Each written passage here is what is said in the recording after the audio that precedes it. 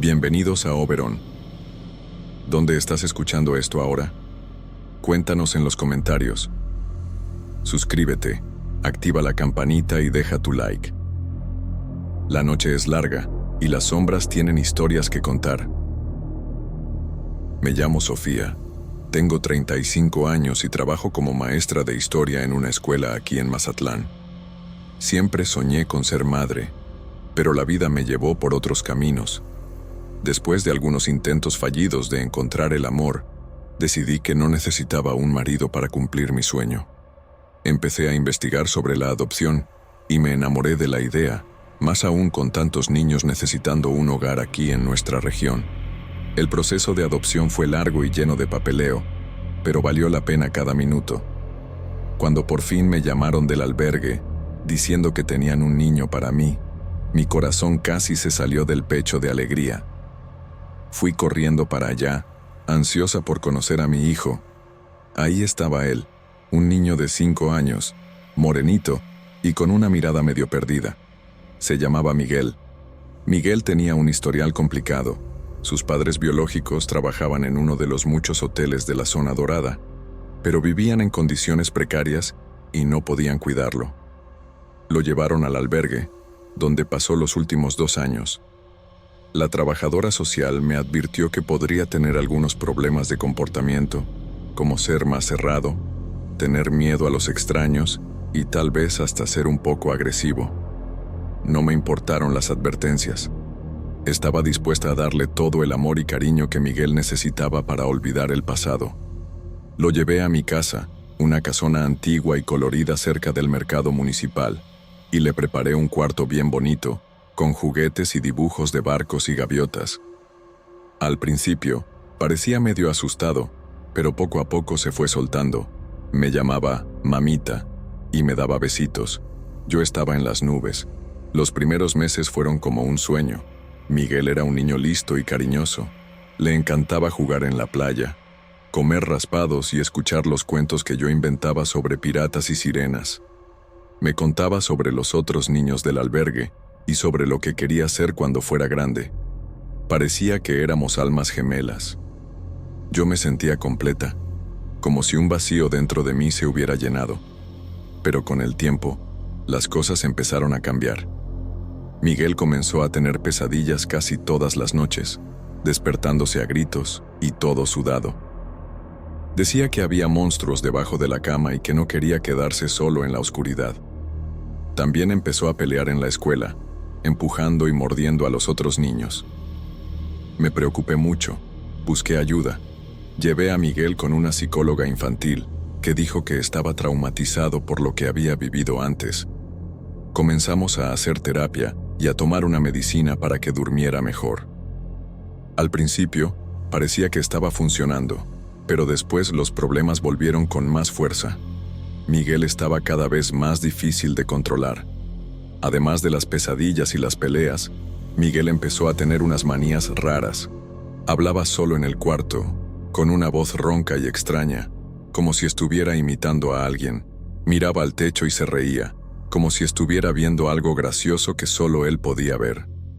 Empecé a tener miedo dentro de mi propia casa. La noche, pues, se volvió un terror. Una noche, me desperté con un susurro que venía del cuarto de Miguel. Fui corriendo para allá y lo encontré sentado en la cama, mirando fijamente a la ventana. Le pregunté qué estaba pasando, pero no me respondió. Seguí preguntando, hasta que volteó la cabeza hacia mí y dijo, con una voz gruesa y helada, «Vienen por mí». Esa frase, «Vienen por mí», me heló la sangre. ¿Quiénes eran ellos? ¿Por qué venían a buscar a Miguel? Traté de mantener la calma y le pregunté quiénes eran esas personas, pero él solo movió la cabeza, con los ojos llenos de terror. Lo tomé en mis brazos y lo abracé fuerte, tratando de transmitirle seguridad. Esa noche, dormimos juntos en la misma cama. Me quedé despierta, con miedo de que en ellos aparecieran, pero no pasó nada. Al día siguiente, llevé a Miguel a la escuela, como de costumbre. Pero la sensación de aprensión no me abandonaba. Sentía que algo malo estaba a punto de suceder. Por la tarde, recibí una llamada de la escuela. La directora me informó que Miguel se había metido en una pelea muy seria. Había lastimado a un compañero de clase con un palo. Me quedé en shock. Nunca imaginé que fuera capaz de hacer algo así. Fui corriendo a la escuela, con el corazón en la mano. Al llegar allí, encontré a Miguel sentado en una silla, con la cara sucia de tierra y los ojos rojos de tanto llorar. Le pregunté qué había pasado, pero no quiso contarme. La directora me dijo que había atacado al compañero sin motivo aparente. Tuve que llevármelo a casa, suspendido de la escuela por unos días. En el camino a casa, intenté hablar con Miguel, pero se negó a hablarme. Estaba encerrado en su propio mundo, distante e inaccesible. Llegamos a casa y se encerró en su cuarto, sin querer comer ni jugar. Me desesperé.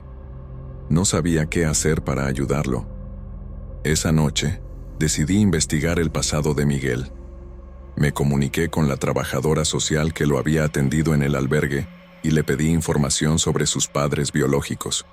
Ella dudó en contarme, alegando que era confidencial, pero insistí, diciendo que necesitaba entender qué estaba pasando con mi hijo. La trabajadora social acabó cediendo. Me contó que los padres de Miguel eran personas problemáticas, involucradas con drogas y violencia.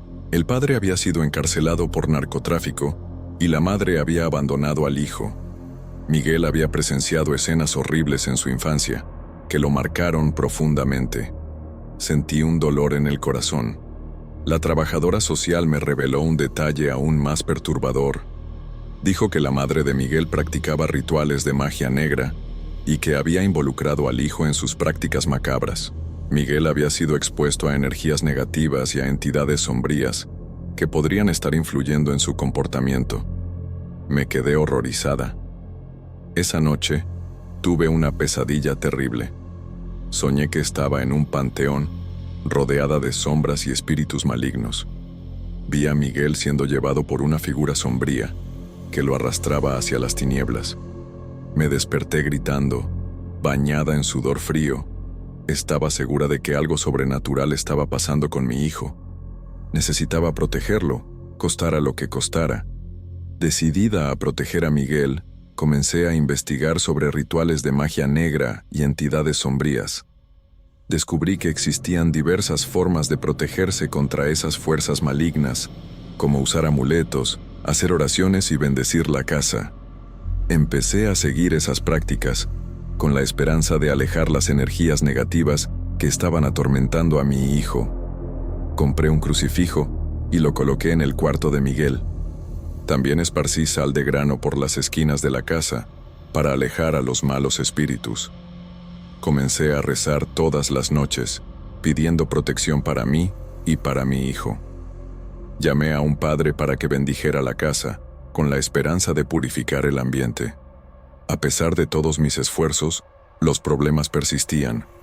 Miguel seguía teniendo pesadillas, peleando en la escuela y hablando solo con voces extrañas. La sensación de que algo sobrenatural estaba sucediendo se intensificaba cada día. Comencé a sentirme observada, como si estuviera siendo vigilada por una presencia invisible. Una noche, me desperté con un frío intenso. Miré a un lado y vi a Miguel parado junto a mi cama, con los ojos fijos en mí. Le pregunté qué estaba haciendo ahí, pero no me respondió. Solo se quedó mirándome, con una sonrisa macabra en el rostro. Sentí un escalofrío en la espalda. De repente, Miguel comenzó a hablar con una voz gruesa y distorsionada, que no era la suya. Dijo cosas horribles, que me hicieron temblar de miedo. Habló sobre mi muerte, sobre mi alma, sobre el infierno. Sentí que estaba poseído por una entidad maligna. No sabía qué hacer. Empecé a gritar, pidiendo ayuda, pero nadie me escuchaba. Estaba sola con esa criatura que se hacía pasar por mi hijo. Traté de defenderme, pero era como si estuviera luchando contra el viento. La fuerza maligna era muy poderosa. Sentí que estaba perdiendo la batalla. En un momento de desesperación, agarré el crucifijo que estaba en mi buró y se lo mostré a Miguel. La criatura gritó de dolor y se alejó de mí. Vi el rostro de Miguel retorcerse, como si estuviera luchando contra la posesión. Aproveché la oportunidad para huir del cuarto y cerrar la puerta con llave. Pasé la noche en vela, con miedo de que la criatura volviera. Recé y lloré, pidiendo ayuda divina. Al día siguiente, busqué a un especialista en exorcismos, con la esperanza de liberar a mi hijo de esa fuerza maligna. Sabía que estaba corriendo peligro, pero no podía abandonar a Miguel a su suerte. Me puse en contacto con un padre exorcista, conocido por su valentía y experiencia en tratar casos de posesión demoníaca. Le expliqué la situación de Miguel y mi temor de que estuviera siendo controlado por una entidad maligna. El padre se mostró dispuesto a ayudar, pero me advirtió sobre los peligros del exorcismo y la necesidad de estar preparada para enfrentar fuerzas oscuras. El padre me instruyó a preparar un ambiente seguro y protegido para el ritual. Me pidió que juntara objetos religiosos, como crucifijos, agua bendita y veladoras. También me orientó a rezar y meditar para fortalecer mi fe y protegerme contra las energías negativas. Seguí todas sus instrucciones, con el corazón lleno de esperanza y aprensión. El día del exorcismo, el padre llegó a mi casa acompañado por 2 ayudantes. Vestían ropa negra y cargaban un maletín con instrumentos religiosos. Sentí un escalofrío en la espalda al verlos. Sabía que estaba a punto de presenciar algo terrible. Llevamos a Miguel al cuarto, que había sido preparado para el ritual. Estaba amarrado a una silla, con los ojos vendados y la boca amordazada. Al vernos, empezó a retorcerse y a gritar, emitiendo sonidos guturales y espantosos. Ese no era mi Miguel, era una criatura maligna, atrapada en su cuerpo. El padre comenzó a recitar oraciones en latín, mientras sus ayudantes rociaban agua bendita sobre Miguel. La criatura gritaba y se retorcía, mostrando gran sufrimiento. El cuarto se llenó de un olor fuerte a azufre. Sentí que estaba en un verdadero infierno. De repente, Miguel empezó a hablar con una voz demoníaca, insultando al padre y amenazándonos a todos. La criatura reveló su nombre y su intención de destruir a mi familia. Dijo que se había apoderado del cuerpo de Miguel para hacerme sufrir y llevarme a las tinieblas. El padre siguió recitando las oraciones, con más intensidad y fervor. La criatura se enfureció y comenzó a vomitar un líquido negro y viscoso. El olor era insoportable. Sentí que me iba a desmayar, pero me mantuve firme, rezando y pidiéndole a Dios que nos protegiera. Después de horas de lucha, el padre finalmente logró expulsar a la criatura del cuerpo de Miguel. La entidad maligna dejó a mi hijo con un grito desgarrador, que resonó por toda la casa. Miguel se desmayó, agotado y debilitado. Lo abracé fuerte, aliviada y agradecida por tenerlo de vuelta. El padre nos explicó que la batalla había sido ganada, pero que la puerta al mal aún estaba abierta. Era necesario seguir vigilantes y fortalecer nuestra fe para evitar que la criatura volviera a atormentarnos. Agradecí al padre y a sus ayudantes por haber salvado la vida de mi hijo. Prometí que haría todo lo que estuviera en mis manos para protegerlo. Después del exorcismo, la vida de Miguel volvió a la normalidad, o al menos, trató de volver. Él no recordaba nada de lo que había pasado durante la posesión, lo cual, de cierta forma, era un alivio. Sin embargo, aún mostraba algunas señales de trauma, como pesadillas ocasionales y un miedo excesivo a la oscuridad. Decidí mudarme de casa, a un lugar más alejado de la ciudad, donde pudiéramos tener más contacto con la naturaleza y encontrar la paz que tanto necesitábamos. Encontré una casa bonita en un pequeño pueblo cerca de Concordia, rodeada de montañas y ríos. Era el lugar perfecto para empezar de nuevo. Miguel se adaptó rápidamente a la nueva vida. Hizo nuevos amigos. Empezó a practicar deportes y se dedicó a los estudios. Parecía que el trauma de la posesión había quedado atrás. Yo, por otro lado, aún cargaba las marcas de aquella experiencia terrible. Tenía pesadillas frecuentes, sentía miedo constante y me asustaba con cualquier ruido extraño. Busqué ayuda psicológica para lidiar con el trauma, La terapeuta me enseñó técnicas de relajación, meditación y autohipnosis que me ayudaron a controlar la ansiedad y el miedo. Poco a poco, fui recuperándome y reconquistando mi paz interior. Me llamo Javier, tengo 48 años y soy pescador aquí en Playa Norte, en Mazatlán. Nací y crecí aquí. Aprendí a amar el mar con mi papá y mi abuelo. Sacamos el sustento de aquí, con mucho sudor y respeto. La vida de pescador no es fácil, pero es lo que sé hacer. En los últimos años, la pesca se ha vuelto cada vez más difícil. Los peces están desapareciendo y no sabemos por qué.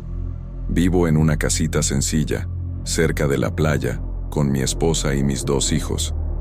Vivimos con poco, pero no falta alegría en nuestra casa. Mi esposa hace unos dulces deliciosos que vende en el malecón, y mis hijos me ayudan en la pesca cuando no están en la escuela. Nos las arreglamos como podemos, siempre con fe en Dios y esperanza de días mejores. Pero, últimamente, una sombra se ha cernido sobre nuestra vida. Salgo a pescar todos los días, bien tempranito, antes de que salga el sol. Me gusta sentir el olor del mar, el viento en la cara y la libertad de estar solo con la naturaleza. Pero, de un tiempo para acá, he notado cosas raras en el mar. Una espuma extraña, un olor fuerte a producto químico y peces muertos flotando en el agua. Al principio, pensé que era contaminación normal, de esa que uno ve por ahí. Pero, una noche, cuando volvía de la pesca, vi algo que me dejó espantado. Un barco grande, sin luces, echando algo al mar. No pude ver qué era, pero el olor era horrible. Me dio ganas de vomitar. Me quedé escondido detrás de una roca, con miedo de que me vieran. Cuando el barco se fue, me acerqué al lugar y vi una mancha oscura extendiéndose por el agua. Al día siguiente, fui a pescar al mismo lugar y encontré una escena de horror. Cientos de peces muertos, flotando en el agua. El olor era insoportable. Agarré algunos peces muertos y los llevé a casa. Se los enseñé a mi esposa y a mis hijos. Se quedaron en shock. Mi esposa dijo que los peces parecían haber sido envenenados. Sentí un apretón en el corazón. Sabía que algo muy malo estaba pasando. Decidí investigar. Empecé a preguntar a otros pescadores si también habían visto algo raro en el mar. Algunos dijeron que sí, pero tenían miedo de hablar. Otros dijeron que estaba loco, que era mejor no meterme en problemas, pero no podía quedarme de brazos cruzados. Necesitaba descubrir qué estaba pasando y proteger el mar, que era nuestra fuente de vida. Empecé a buscar en internet sobre empresas que podrían estar contaminando el mar. Descubrí que un hotel grande y nuevo, que se había construido hace poco en la zona dorada, estaba siendo acusado de tirar residuos tóxicos al mar. El hotel negaba las acusaciones, pero yo desconfiaba. Decidí investigar el hotel de cerca. Quería descubrir si ellos eran los responsables de la contaminación que estaba matando a los peces. Una noche, me acerqué al hotel con mi lancha. Estaba oscuro y silencioso. Vi un tubo saliendo del hotel y echando algo al mar. El olor era el mismo de aquella noche en que vi el barco sin luces. No tuve dudas. Era el hotel el que estaba contaminando el mar. Tomé fotos y grabé videos con mi celular. Tenía pruebas. Estaba listo para denunciar el crimen. Pero sí, al día siguiente, recibí una visita inesperada. 2 hombres altos y fuertes tocaron a la puerta de mi casa. Vestían trajes oscuros y tenían una mirada amenazante. Dijeron que eran guardias del hotel y que querían hablar conmigo. Me dio miedo, pero traté de mantener la calma. Los invité a pasar. Se sentaron en el sillón y empezaron a intimidarme. Me dijeron que sabían que estaba investigando el hotel y que tenía pruebas de la contaminación. Me ofrecieron dinero para quedarme callado y borrar las fotos y los videos. Me prometieron que, si aceptaba, nunca más tendría problemas. Pero me negué. Les dije que no iba a vender mi conciencia por dinero, que el mar era más importante que cualquier cosa. Los hombres se pusieron furiosos. Empezaron a amenazarme. Me dijeron que, Si denunciaba al hotel, mi familia y yo sufriríamos las consecuencias. Me enseñaron fotos de mis hijos saliendo de la escuela y de mi esposa vendiendo dulces en la playa. Me dijeron que sabían dónde vivíamos y que podían encontrarnos a cualquier hora. Sentí un escalofrío en la espalda. Tenía miedo por lo que pudiera pasarle a mi familia. Los hombres se fueron, dejándome aterrado.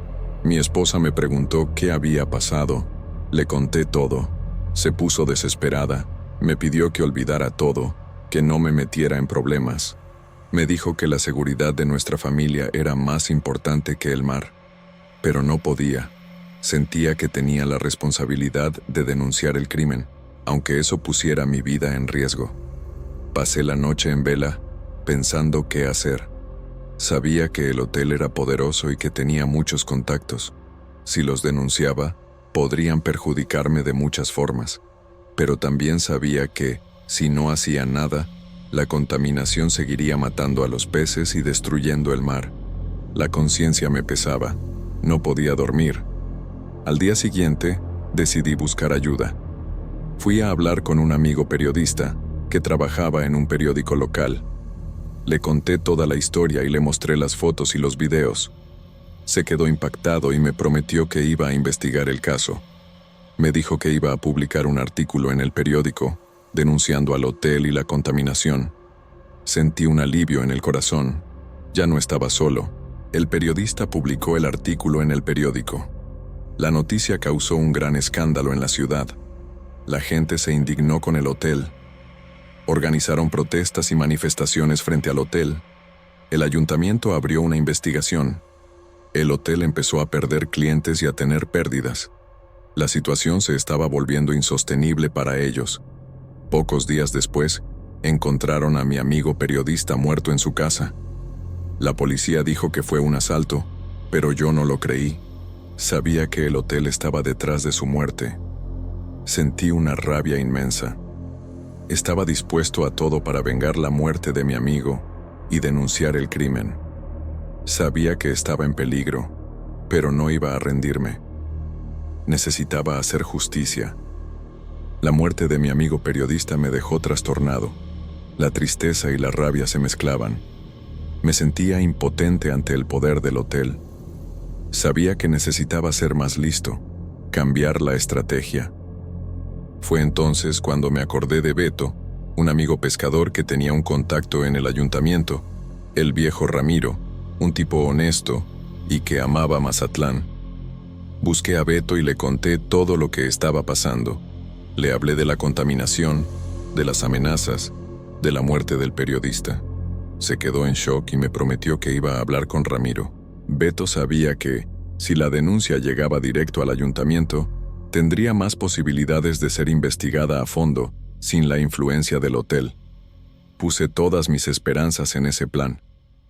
Al día siguiente, Beto me llamó con buenas noticias.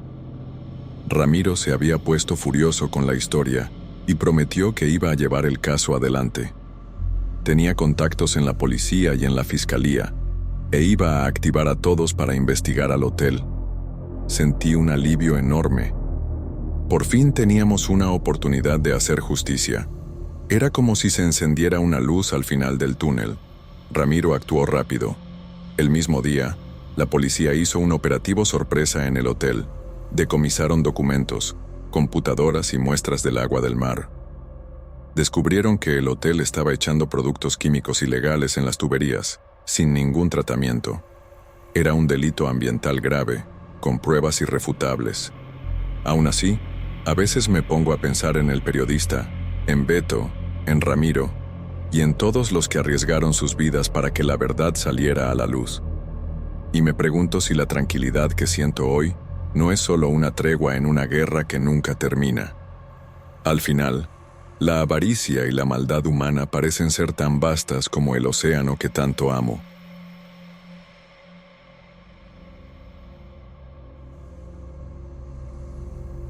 Hola, déjenme presentarme. Me llamo Carlos. Tengo 28 años y trabajaba como analista de datos en una empresa de tecnología en Mazatlán. Pues sí, trabajaba, pero vamos con calma que ya llego ahí. Antes de que todo esto pasara, Llevaba una vida bien tranquila. Me levantaba temprano, me tomaba mi café bien cargado y agarraba el camión al trabajo. La empresa estaba en un edificio moderno, todo de cristales, de esos que reflejan el cielo azul y las nubes. Me encantaba mi chamba, ¿sabes? Lidiar con números, hojas de cálculo y gráficas era lo mío. Todo iba a las mil maravillas hasta aquella mañana de martes.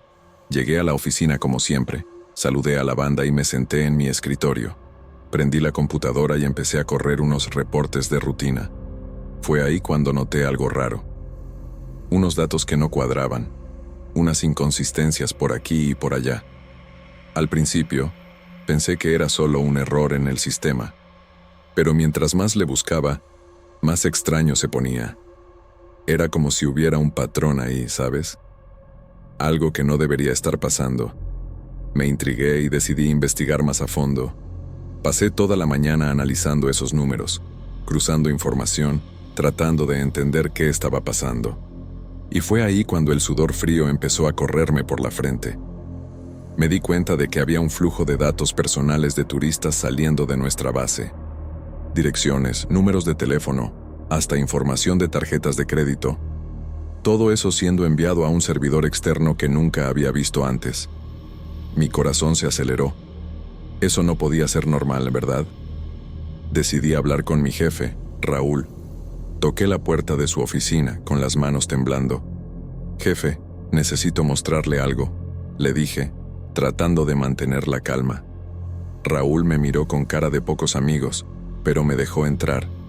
Le mostré lo que había descubierto, explicándole todo con lujo de detalle.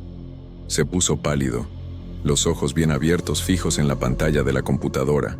«Carlos, esto es grave», dijo, pasándose la mano por la frente sudada. «No comentes esto con nadie, ¿no entendido?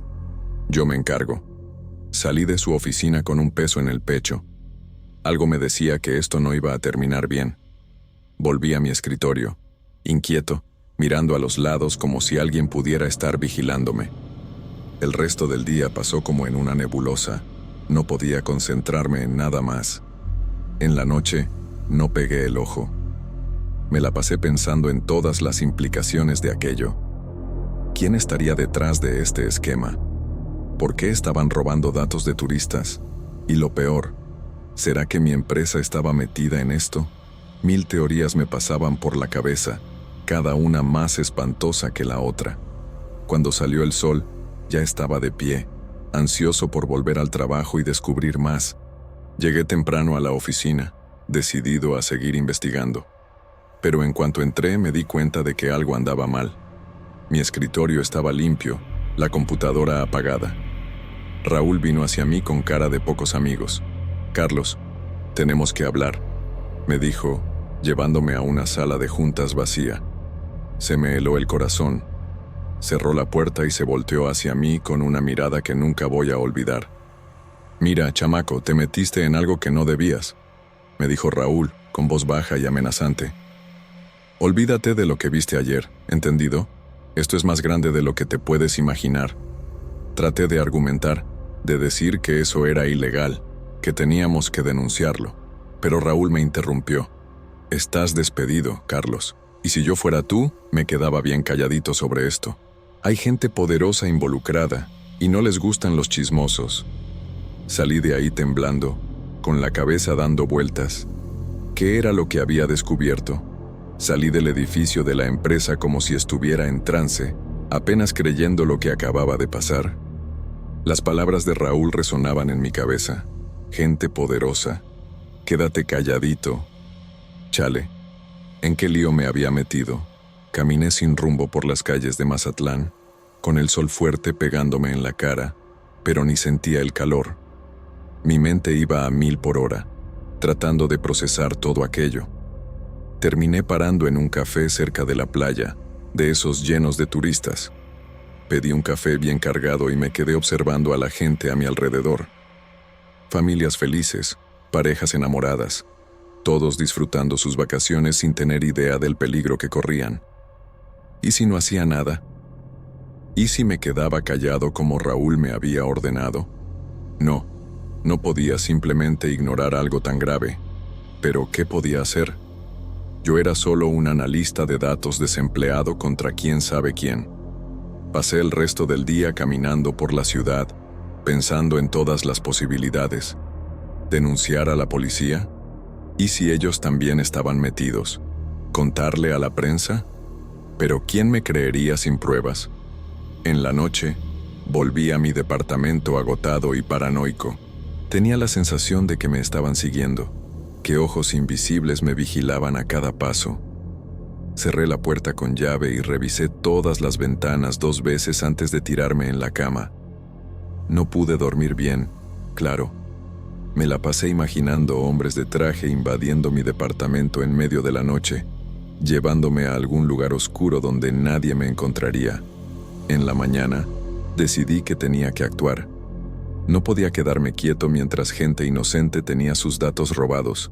Prendí mi computadora y empecé a investigar sobre filtraciones de datos, delitos cibernéticos, cualquier cosa que pudiera ayudarme a entender mejor la situación. Fue ahí cuando se me ocurrió una idea. Todavía tenía acceso a mi correo de la empresa. Tal vez hubiera alguna pista ahí, algo que pudiera usar como prueba. Entré al sistema con el corazón en la boca, esperando que mi cuenta no estuviera bloqueada. Para mi sorpresa, pude acceder normalmente. Empecé a revisar todo: correos viejos, archivos adjuntos, cualquier cosa sospechosa. Y entonces, ¡eureka!, encontré una serie de mensajes intercambiados entre Raúl y un tal señor Umpeore. Los mensajes estaban codificados, llenos de términos técnicos y abreviaturas, pero se podía entender lo básico. Hablaban de paquetes de datos, clientes VIP y entregas especiales. Dios mío, era todo verdad. La empresa realmente estaba vendiendo datos de turistas. Guardé todo lo que pude en una memoria USB, con las manos temblando de nervios y emoción. Por fin tenía pruebas concretas del esquema. Pero, ¿y ahora qué hacer con esa información? No podía simplemente llevarla a la policía local, era demasiado arriesgado. Fue entonces cuando me acordé de un antiguo compañero de la universidad, Miguel, que trabajaba como periodista de investigación en la Ciudad de México. Si había alguien en quien podía confiar para exponer este esquema, era él. Le mandé un mensaje cifrado a Miguel, citándolo urgentemente. Esa misma noche, agarré un camión a la Ciudad de México. El viaje fue un tormento.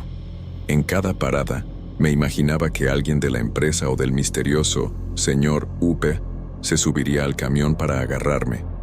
Llegué a la capital agotado y paranoico, mirando por encima del hombro en cada esquina. Miguel me encontró en un café discreto en el centro de la ciudad. Cuando le conté todo lo que había descubierto, vi sus ojos brillar con esa sed de justicia que solo tienen los periodistas de verdad. Miguel escuchó mi relato con atención, haciendo preguntas aquí y allá, sus ojos brillando con una mezcla de entusiasmo y preocupación. «Carlos, esto es dinamita pura», me dijo, inclinándose sobre la mesa. «Vamos a tener que ser muy cuidadosos». Pasamos las siguientes horas discutiendo estrategias, planeando nuestros siguientes pasos. Miguel tenía contactos en la Policía Federal y en agencias de protección de datos. Él creía que podríamos armar un caso sólido. Salimos del café ya de madrugada, la ciudad aún pulsando con vida nocturna. Miguel insistió en que me quedara en su departamento, diciendo que no era seguro que me hospedara en un hotel. Apenas puse la cabeza en la almohada y me quedé dormido, agotado física y emocionalmente. Me desperté sobresaltado con el ruido de Miguel hablando por teléfono. «Sí, entiendo. No, aún no tenemos todas las pruebas. Ok, nos vemos». Colgó y se volteó hacia mí con una sonrisa tensa. «Tenemos una reunión con un contacto mío en la Policía Federal. ¿Vamos?» Agarramos un taxi hasta un edificio de oficinas en el centro. El contacto de Miguel, una mujer seria llamada Gabriela, nos recibió en una oficina pequeña y sin ventanas. Conté mi historia una vez más, mostrando las pruebas que tenía en la memoria USB. Gabriela escuchaba todo con una expresión impasible, tomando notas en una libreta. Cuando terminé se quedó en silencio por un momento que pareció una eternidad. «Esto es grave», dijo finalmente, «pero necesitamos más». Pruebas concretas, nombres, fechas. Salimos de la reunión con una misión clara. Teníamos que volver a Mazatlán y recolectar más evidencias. Miguel decidió ir conmigo, diciendo que podría hacerse pasar por un turista mientras investigaba. Agarramos un vuelo esa misma tarde con el estómago revuelto de nervios. ¿Y si alguien de la empresa me reconocía? ¿Y si el tal señor Pía ya sabía que estábamos tras él? Traté de alejar esos pensamientos, concentrándome en la importancia de lo que estábamos haciendo. Llegamos a Mazatlán al anochecer.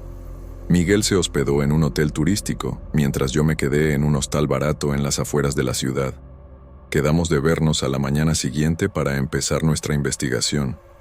Pasé la noche en vela, cada ruido haciéndome brincar de la cama, imaginando que me habían encontrado. Cuando salió el sol, ya estaba de pie, ansioso por actuar. Encontré a Miguel en una plaza cerca de la playa.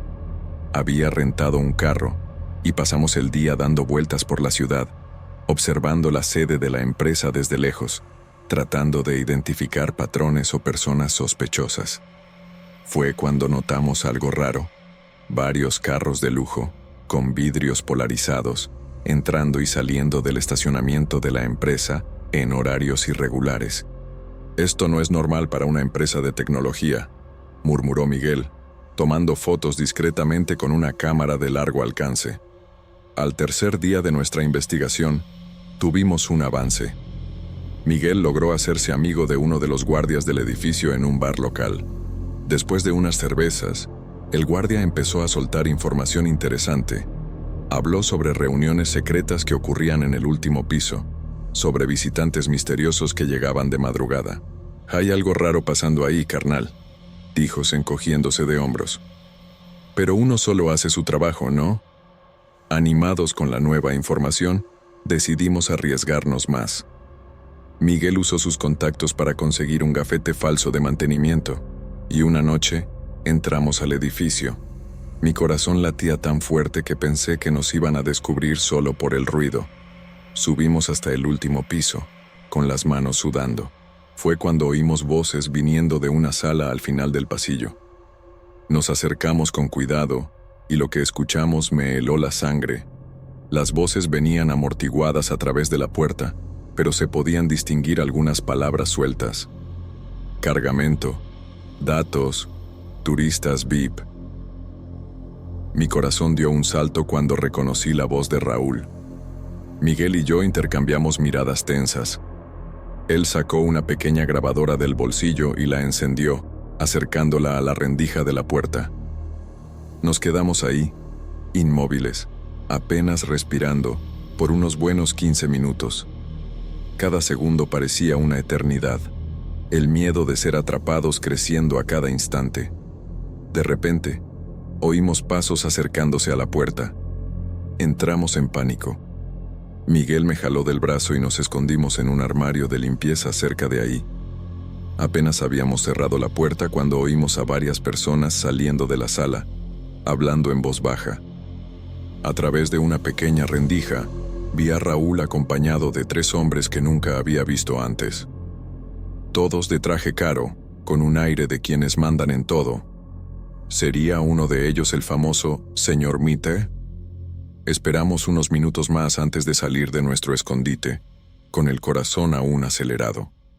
Miguel quería entrar a la sala de juntas, pero lo convencí de que era demasiado arriesgado. Ya teníamos la grabación, era hora de salir de ahí. Bajamos las escaleras lo más silenciosamente posible, cada crujido del piso haciéndome temblar. Cuando finalmente salimos del edificio, respiré profundo, sintiendo el aire fresco de la noche. Lo habíamos logrado, o al menos eso pensaba. Al día siguiente, nos encontramos en un café alejado del centro para escuchar la grabación. Las voces estaban un poco distorsionadas, pero se entendía lo suficiente. Hablaban sobre un esquema complejo de venta de datos, mencionando compradores internacionales, cantidades astronómicas. Miguel estaba eléctrico. «Esto es suficiente para tumbar toda la operación», dijo, con los ojos brillando. Pero algo aún me molestaba. Tenía la sensación de que nos estábamos perdiendo de algo. Decidimos que era hora de volver a la Ciudad de México y entregar todo a Gabriela, el contacto de la Policía Federal. Pero antes de irnos, quise pasar por mi antiguo departamento para recoger algunas cosas. Fue ahí cuando me di cuenta de que algo andaba mal. La puerta estaba entreabierta, y cuando entré, vi que el lugar había sido revuelto. Cajones abiertos, papeles regados. Mi laptop había desaparecido. Me quedé helado. Lo sabían. De alguna forma, habían descubierto lo que estábamos haciendo. Llamé a Miguel en pánico. Me dijo que fuera directo al aeropuerto, que me encontraría allá. Agarré lo poco que había quedado y salí corriendo. En el camino, no podía dejar de mirar por encima del hombro, seguro de que me estaban siguiendo. Cada carro que pasaba, cada persona en la calle, parecía una amenaza. Llegué al aeropuerto sudando frío, buscando a Miguel desesperadamente. Pero no estaba por ningún lado. Las horas siguientes fueron un borrón de miedo y ansiedad. Miguel no contestaba el celular. No sabía si debía abordar solo o esperar. Y si también lo habían agarrado a él, decidí que no podía quedarme ahí. Compré un boleto para el próximo vuelo y pasé por seguridad con el corazón en la boca, esperando ser detenido en cualquier momento. Ya en el avión, apreté la memoria USB en el bolsillo. Era la única prueba que me quedaba. Aterricé en la Ciudad de México aún sin noticias de Miguel. Fui directo a la dirección que Gabriela nos había dado, mirando para todos lados, paranoico. Cuando llegué al edificio de la Policía Federal, mi mano temblaba tanto que apenas pude mostrar mi identificación en la recepción. Pedí hablar con Gabriela, urgente. La recepcionista hizo una llamada y me mandó esperar. Los minutos se arrastraban. Fue cuando vi, por el reflejo en el vidrio de la recepción, a dos hombres de traje entrando al edificio. Se me heló la sangre. ¿Serían ellos? ¿Me habían seguido hasta ahí? Mi corazón se aceleró. En un impulso, me levanté y fui hacia el baño, tratando de no parecer demasiado apurado. Entré en un cubículo y cerré la puerta con seguro, respirando profundo para tratar de calmarme. ¿Qué iba a hacer ahora? ¿Será que esos tipos realmente venían por mí o me estaba volviendo demasiado paranoico? Me quedé ahí, paralizado, escuchando cada ruido, cada paso del otro lado. Después de lo que pareció una eternidad, oí a alguien entrar al baño. Contuve la respiración. ¿Carlos? Era la voz de Gabriela. Sentí un alivio inmenso. Salí del cubículo, aún temblando. Perdón, yo pensé que me habían seguido, balbuceé. Gabriela me miró con una mezcla de preocupación y determinación. Ven conmigo, dijo. Tenemos que hablar en un lugar seguro. Me llevó por una serie de pasillos y elevadores hasta que llegamos a una sala pequeña y sin ventanas. Parecía una sala de interrogatorios, pero en ese momento me sentí más seguro ahí que en cualquier otro lugar. Gabriela cerró la puerta con llave y se sentó frente a mí. Cuéntame todo, me pidió, y le conté. Desde el día que descubrí las irregularidades en la empresa hasta la invasión de mi departamento y la desaparición de Miguel. Gabriela escuchó todo en silencio, tomando notas de vez en cuando. Cuando terminé, se quedó callada por un tiempo, como si estuviera procesando toda la información. Carlos, finalmente habló. ¿Tienes idea del tamaño de la bomba que descubriste? Tragué saliva. Ella continuó. No es solo una empresa vendiendo datos. Es una red internacional de tráfico de información. Políticos, empresarios, hasta agentes del gobierno están involucrados. Mi cabeza daba vueltas. ¿Cómo algo que empezó con unos números raros en una hoja de cálculo se había transformado en esto? Gabriela siguió hablando, explicando que ya estaban investigando esta red desde hacía meses, pero nunca habían conseguido pruebas concretas. Tu amigo Miguel, dijo, se puso en contacto conmigo antes de que volvieran a Mazatlán. Sospechaba que había alguien infiltrado en la policía local. Fue ahí cuando caí en cuenta. Miguel, ¿dónde está? Pregunté temiendo la respuesta. Gabriela dudó. No sabemos con certeza. Perdimos contacto con él hace 2 días. Tenemos un equipo buscándolo, pero... No necesitó terminar la frase. Sentí como si el piso hubiera desaparecido bajo mis pies. Miguel había desaparecido por mi culpa. Si algo le pasaba, Gabriela debió notar mi desesperación. Mira, Carlos, sé que es difícil, pero necesitamos concentrarnos. La información que trajiste puede ser la clave para desmantelar toda esta operación. Tomó la memoria USB que le había entregado y la conectó a una laptop blindada. Mientras los archivos se cargaban, continuó. Vamos a ponerte bajo protección. No es seguro que te quedes solo ahora. Pasé las siguientes horas en esa sala, viendo a Gabriela y su equipo analizar cada detalle de la información que había traído. Era surreal ver cómo esos datos que yo pensaba que eran solo números en una hoja de cálculo, se transformaban en nombres, lugares, conexiones. Con cada nuevo descubrimiento, veía los ojos de Gabriela brillar. Realmente estábamos desentrañando algo grande. Ya era de madrugada cuando Gabriela recibió una llamada que la hizo palidecer. Salió de la sala para contestar, y cuando volvió, su expresión era grave. «Carlos», dijo, sentándose pesadamente, «acaban de encontrar un cuerpo en el puerto de Mazatlán». Mi corazón se detuvo. «No», murmuré. Gabriela continuó, con voz tensa. «No estamos seguros aún, pero las características coinciden con las de Miguel. El mundo parecía estar derrumbándose a mi alrededor. Miguel, mi amigo, había muerto por mi culpa, por esta investigación loca que yo había iniciado. Me sentí mareado, culpable, desesperado». Gabriela trató de calmarme, diciendo que aún no era seguro, que necesitábamos esperar la identificación oficial. Pero en el fondo, yo lo sabía. Sabía que había puesto a mi amigo en una situación de peligro mortal. Los meses que siguieron fueron un torbellino.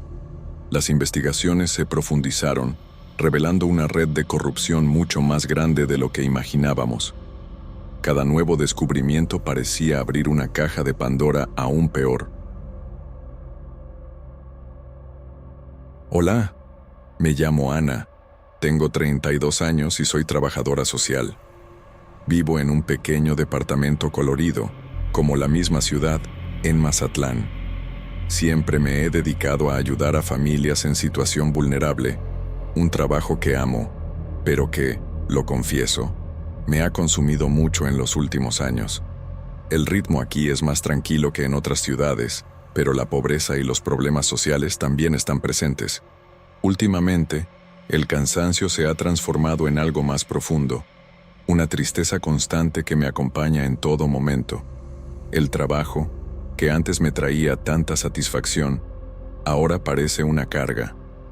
Las historias de violencia, pobreza y abandono me afectan de manera cada vez más intensa. Duermo mal, he perdido el apetito y me siento constantemente agotada. Busqué ayuda médica y me diagnosticaron depresión y síndrome de burnout. Empecé a hacer terapia y tomar antidepresivos, pero aún siento que algo raro está pasando conmigo, algo que va más allá del agotamiento profesional. De un tiempo para acá, empecé a notar cosas diferentes en las personas. Al principio, eran solo destellos, como si una luz o sombra flotara sobre ellas. Con el tiempo, estas percepciones se fueron haciendo más nítidas. Comencé a ver un aura brillante alrededor de personas alegres y generosas, como los vendedores de artesanías en el malecón, mientras que otras parecían envueltas en una niebla oscura y densa, como algunos turistas que se pierden en la noche. Al principio, pensé que era solo cansancio o efecto de la medicación, pero la intensidad de estas visiones solo aumentaba. En una tarde calurosa y húmeda, con el olor fuerte del mar flotando en el aire, fui a atender un caso en un barrio alejado de la zona dorada. Una familia vivía en condiciones precarias en una casa de ladrillo sin terminar. El padre, un pescador amargado por la falta de pesca, había abandonado a la familia. La madre, una mujer joven y sufrida, vendía dulces en la playa para mantener a sus hijos pequeños. Mientras hablaba con ella, noté una sombra oscura y deforme moviéndose detrás de ella, como si se estuviera alimentando de su energía. Sentí un escalofrío en la espalda y un miedo inexplicable, a pesar del calor que hacía. Nunca había presenciado nada parecido. Traté de ignorar la sensación, pero la sombra se volvía cada vez más intensa, flotando sobre la mujer como una nube de mal presagio, como las tormentas que vienen del mar.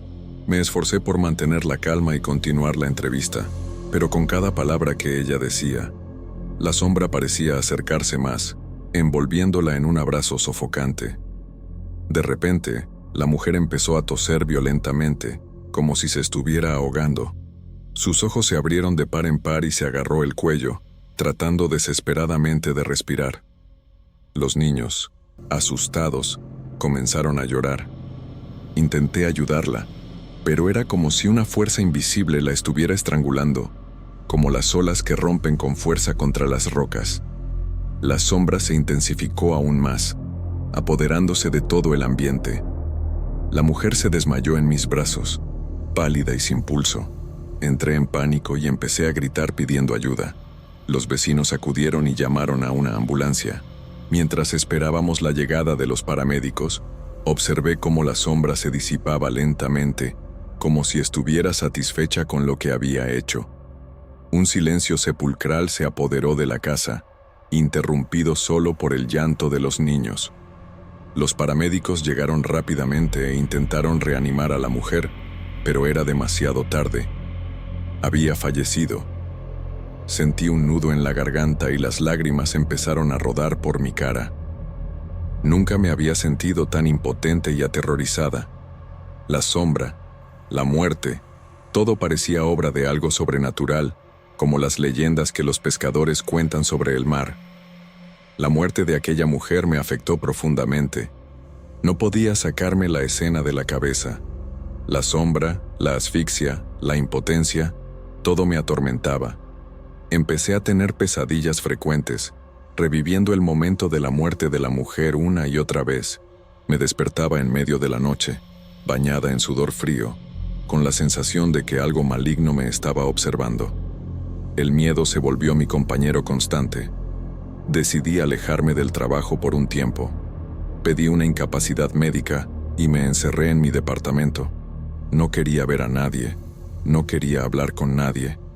Necesitaba tiempo para procesar todo lo que había pasado y tratar de entender qué me estaba pasando.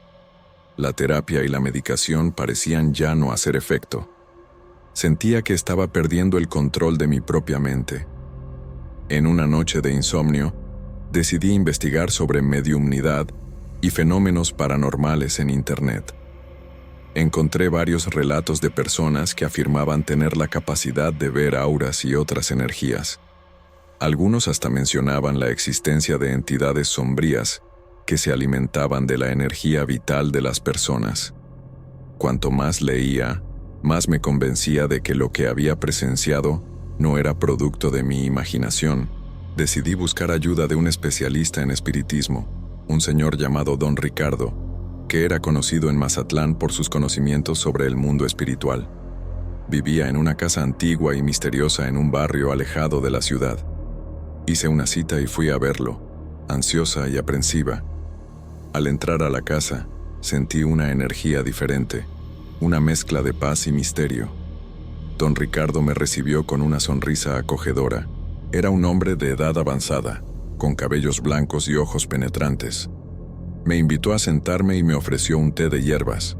Empecé a contarle lo que me había pasado, desde el inicio de mis percepciones hasta la muerte de la mujer. Él escuchó atentamente, sin interrumpirme. Cuando terminé, suspiró y dijo: «Tienes un don, Ana, pero también una gran responsabilidad». Me explicó que yo era una médium, una persona con la capacidad de conectarse con el mundo espiritual. Las sombras que veía eran entidades negativas que se alimentaban de la energía vital de las personas. La muerte de la mujer había sido causada por una de estas entidades, que se había aprovechado de la fragilidad de la víctima para succionar su energía hasta la muerte. Me advirtió sobre los peligros de lidiar con estas entidades y me ofreció su ayuda para aprender a controlar mi don. Acepté la ayuda de don Ricardo y empecé a asistir a sus sesiones de espiritismo. Me enseñó técnicas de protección y limpieza energética, además de orientarme sobre cómo usar mi don para ayudar a las personas. Poco a poco, fui aprendiendo a controlar mis percepciones y a protegerme de las entidades negativas. La terapia y la medicación volvieron a hacer efecto y empecé a sentirme más fuerte y confiada. Con el tiempo, volví a trabajar como trabajadora social, pero ahora con una nueva perspectiva. Usaba mi don para identificar a personas en situación de riesgo y ofrecer ayuda antes de que fuera demasiado tarde. Me convertí en una protectora, una guardiana de las energías positivas. La muerte de aquella mujer no había sido en vano.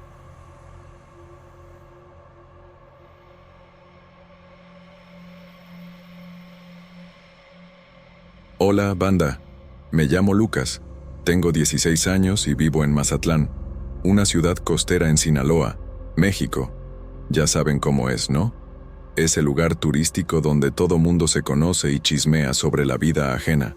Bueno, al menos así era hasta hace unos meses, cuando mi vida se puso de cabeza. Todo empezó una mañana de lunes, de esas en las que te levantas con el pie izquierdo. Iba camino a la prepa, arrastrando los pies y bostezando. No es que no me gustara estudiar, pero ese lugar, no sé, me ponía de malas. La gente nunca me entendía bien, ¿sabes? Soy autista, y por más que tratara de explicar, parecía que hablaba en chino. Los profes, ni se diga.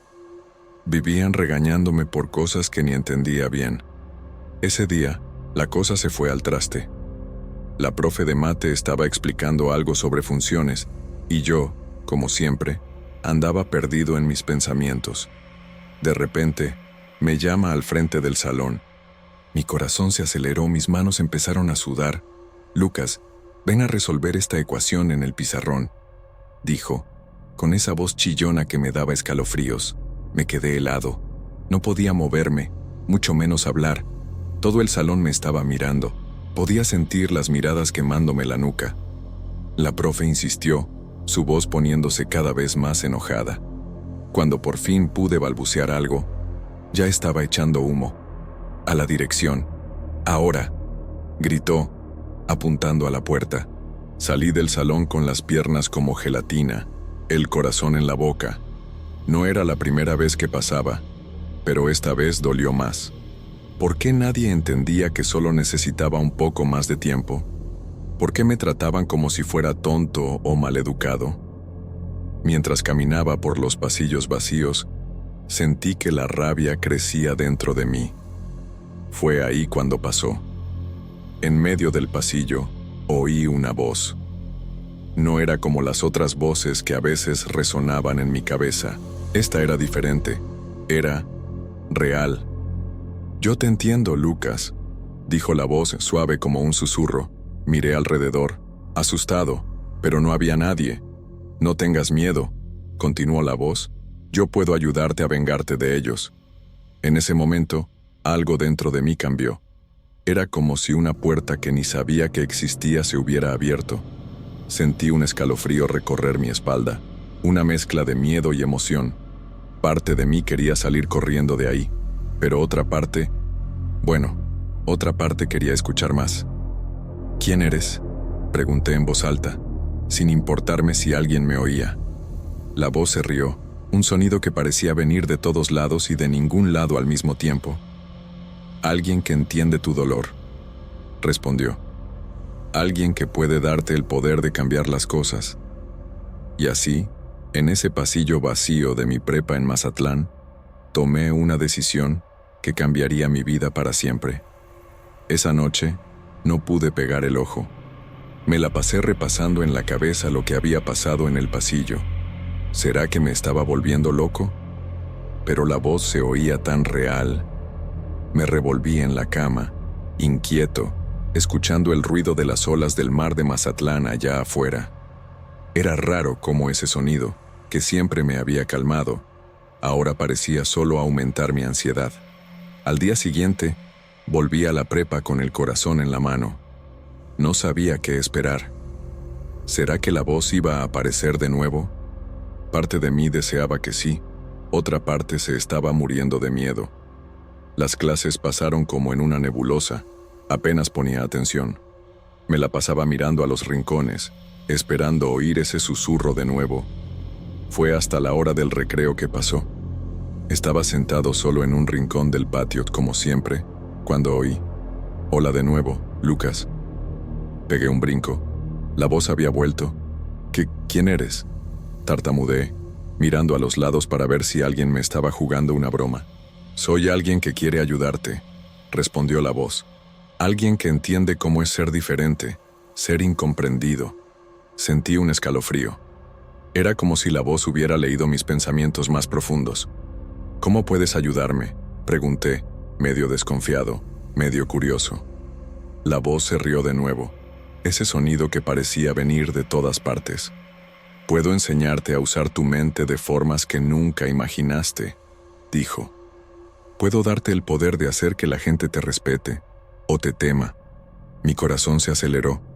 Eso sonaba increíble, pero también daba miedo. «¿Y qué quieres a cambio?», pregunté, acordándome de los cuentos de hadas que mi abuela contaba, donde siempre había una trampa en estos tratos. La voz se quedó callada por un momento. «Por ahora, solo quiero que confíes en mí», respondió finalmente. En ese instante, sonó el timbre, haciéndome brincar del susto. Miré alrededor, medio desorientado. Los otros chavos ya estaban volviendo a los salones o lanzándome miradas raras. Me di cuenta de que debía haber parecido un loco, hablando solo ahí en el rincón. Pero no me importó. Por primera vez en mucho tiempo, me sentía poderoso. Las siguientes semanas fueron una montaña rusa. La voz aparecía en momentos aleatorios, siempre enseñándome cosas nuevas.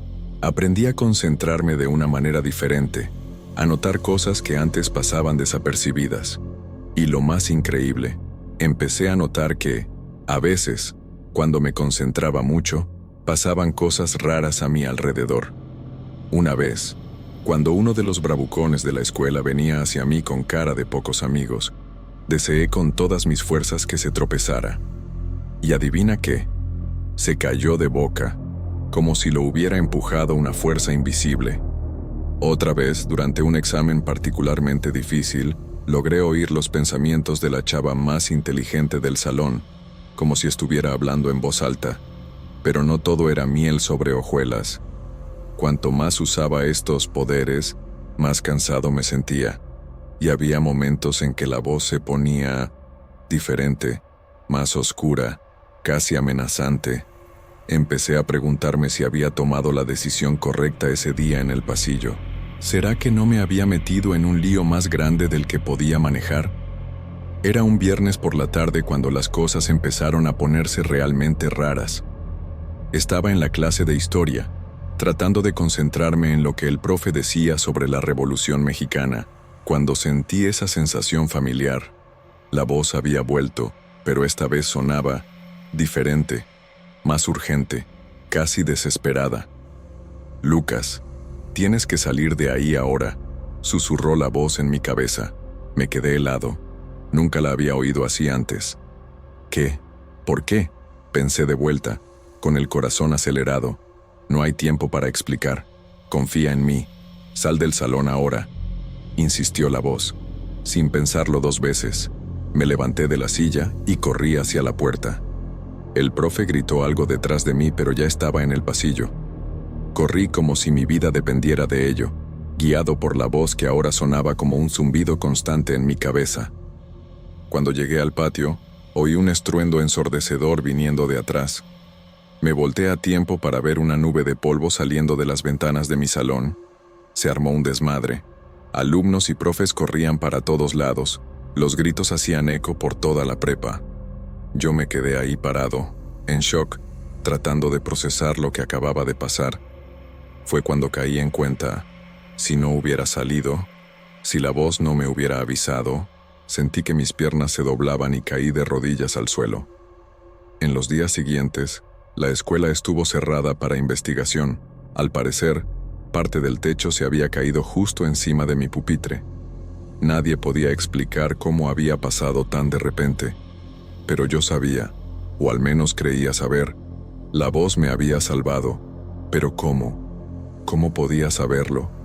Pasé el fin de semana encerrado en mi cuarto, ignorando los intentos de mis papás de hacerme salir. Solo quería respuestas. ¿Por qué me salvaste?, pregunté a la nada, esperando que la voz respondiera. El silencio fue ensordecedor. Por primera vez desde que todo empezó, la voz no apareció cuando la llamé. Fue hasta el lunes, cuando las clases se reanudaron en otro edificio, que la oí de nuevo. ¿Estás listo para saber la verdad, Lucas?, preguntó la voz, más seria que nunca. Sentí un hueco en el estómago. ¿Qué verdad?, pensé de vuelta. ¿Sobre quién soy yo? ¿Sobre quién eres tú? ¿Sobre por qué eres diferente?, respondió la voz. En ese momento, sentado en un pupitre extraño en un salón que no era el mío, me di cuenta de que mi vida nunca volvería a ser la misma.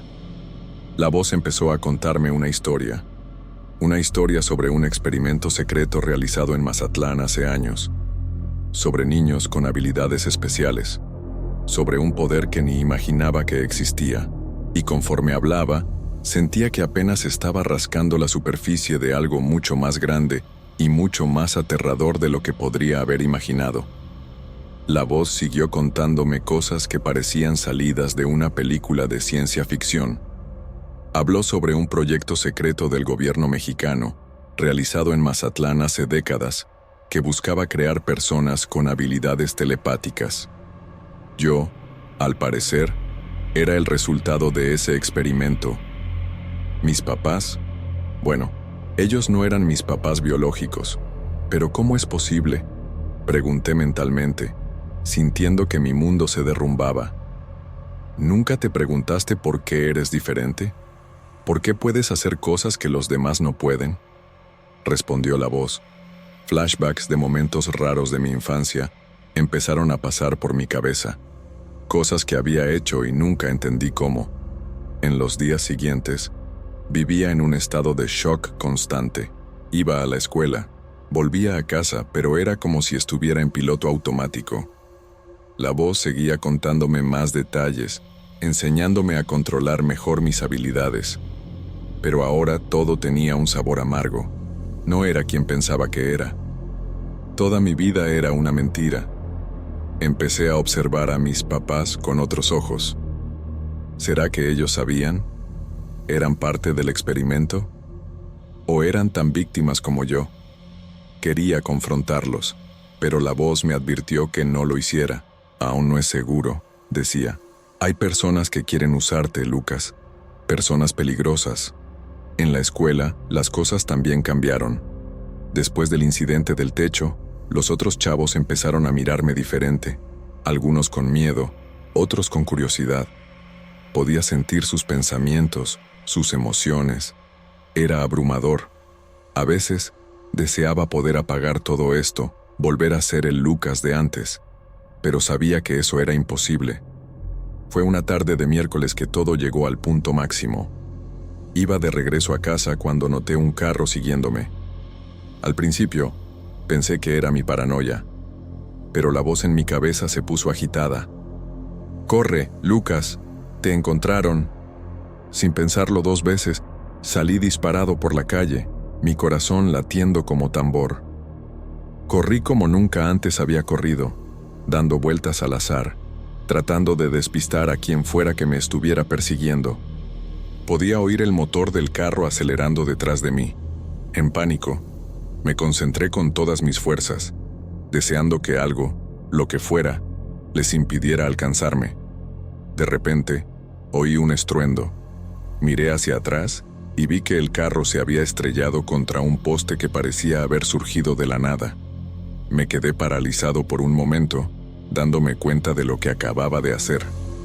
La voz en mi cabeza gritaba que siguiera corriendo, pero no podía quitar los ojos de la escena. Fue cuando vi a hombres de traje saliendo del carro, mirándome directamente. En ese instante, supe que mi vida en Mazatlán había terminado. Era hora de huir. Con el corazón en la boca, corrí a casa lo más rápido que pude. Mi cabeza era un torbellino de pensamientos y emociones. La voz no paraba de darme instrucciones. Agarra solo lo esencial. No dejes pistas. Tienes que desaparecer. Entré a la casa como un huracán, ignorando los llamados preocupados de mi mamá. O mejor dicho, de la mujer que siempre creí que era mi mamá. Cerré con llave la puerta de mi cuarto y empecé a echar algo de ropa en una mochila. Mis manos temblaban tanto que apenas podía cerrar el cierre. Lucas, ¿qué está pasando? Oí a mi mamá tocando la puerta. Tragué saliva. ¿Cómo podría explicar? ¿Cómo podría decir adiós? No hay tiempo para explicaciones, insistió la voz en mi cabeza. Cada segundo cuenta. Con el corazón roto, abrí la ventana de mi cuarto. Antes de saltar, miré una última vez el cuarto que había sido mi refugio por tantos años. Perdónenme, susurré, sabiendo que mis papás no podrían oírme. Las calles de Mazatlán, que conocía tan bien, ahora parecían un laberinto amenazante. Cada sombra podía esconder a un perseguidor. Cada carro que pasaba podía estar tras de mí. La voz me guiaba, diciéndome dónde dar vuelta, dónde esconderme. Ve al puerto, me instruyó. Hay un barco esperándote. Mientras corría por la playa, evitando las áreas más concurridas, no pude evitar sentir una punzada de tristeza. Mazatlán siempre había sido mi hogar, con su mar azul y sus calles coloridas. Ahora, estaba dejando todo atrás. Pero, ¿a dónde iba? Y más importante, ¿quién era yo realmente? Al llegar al puerto, vi un pequeño barco pesquero anclado en un rincón más aislado. Un hombre viejo, con la piel curtida por el sol, me hizo una seña discreta. «Ese es tu contacto», confirmó la voz. «Él te llevará a un lugar seguro». Con las piernas temblando, subí a bordo. Mientras el barco se alejaba de la costa, vi las luces de Mazatlán haciéndose cada vez más distantes. Las lágrimas corrían por mi cara, mezclándose con el agua salada que salpicaba del mar. El viejo pescador no hizo preguntas. Solo me ofreció una cobija y señaló un pequeño compartimento donde podría esconderme. Acurrucado en ese espacio apretado, meciéndome con el movimiento de las olas, por fin tuve un momento para procesar todo lo que había pasado. Mi vida se había puesto de cabeza en cuestión de días. Era un fugitivo, perseguido por fuerzas que apenas entendía, con poderes que aún no sabía controlar del todo. ¿A dónde vamos?, pregunté mentalmente a la voz. Hubo una larga pausa antes de la respuesta. A un lugar donde hay otros como tú, Lucas. Un lugar donde aprenderás la verdad sobre quién eres y de lo que eres capaz. Cerré los ojos, agotado, pero con una mezcla de miedo y curiosidad sobre lo que me deparaba el futuro. Mientras el barco navegaba por la noche oscura, sabía que esto era solo el comienzo de un viaje mucho más grande.